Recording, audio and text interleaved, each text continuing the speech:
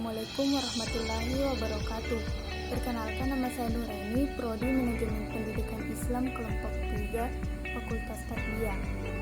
Di sini saya akan memaparkan materi tentang pengertian manajemen peserta didik dan ruang lingkup manajemen peserta didik.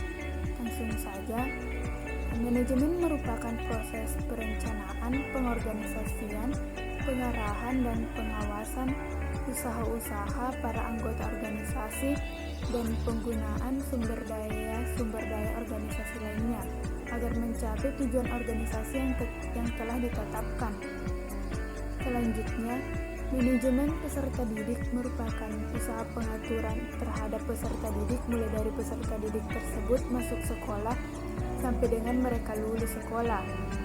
Manajemen peserta didik bukan hanya dalam bentuk kegiatan-kegiatan pencatatan peserta didik saja, melainkan meliputi aspek yang lebih luas yang secara operasional dapat dipergunakan untuk membantu kelancaran upaya pertumbuhan dan perkembangan peserta didik melalui proses pendidikan.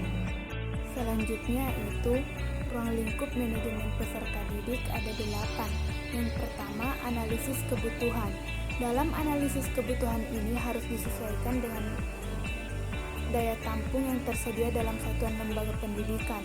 Pemerintah sudah membuat kebijakan tentang daya tampung siswa per kelas sebanyak 40-45 siswa. Selain itu, analisis kebutuhan siswa juga harus didasarkan pada rasio keseimbangan antara peserta didik dengan tenaga pendidik. Yang kedua, rekrutmen. Untuk mensukseskan program rekrutmen, lembaga pendidikan biasanya membentuk tim kecil dan khusus untuk kegiatan ini. Panitia biasanya dibentuk dan diberi nama panitia penerimaan siswa baru. Panitia yang dibentuk oleh kepala sekolah dan komite sekolah bertugas melaksanakan proses rekrutmen peserta didik sampai peserta didik diterima di sekolah. Yang ketiga, seleksi dan penerimaan. Proses seleksi pada hakikatnya untuk memetakan peserta didik agar dia mampu menerima dan mendapatkan layanan pendidikan sesuai dengan kemampuan yang dimilikinya. Yang keempat, proses pencatatan dan pelaporan. Proses pencatatan merupakan langkah untuk mengumpulkan semua data yang dibutuhkan yang berhubungan dengan siswa selama dia menjadi peserta didik. Kegiatan ini dilakukan sejak siswa tersebut mendaftarkan dirinya sebagai peserta didik sampai lulus dan menjadi alumni.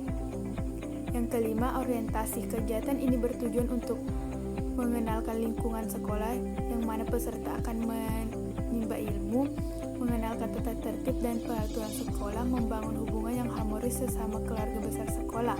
Selanjutnya yang keenam, penempatan. Dalam melakukan penempatan maka harus didasarkan pada fungsi integrasi yang didasari kesamaan terhadap potensi dan karakteristik peserta didik yang semenjak awal atau proses penerimaan siswa baru harus diidentifikasikan secara objektif.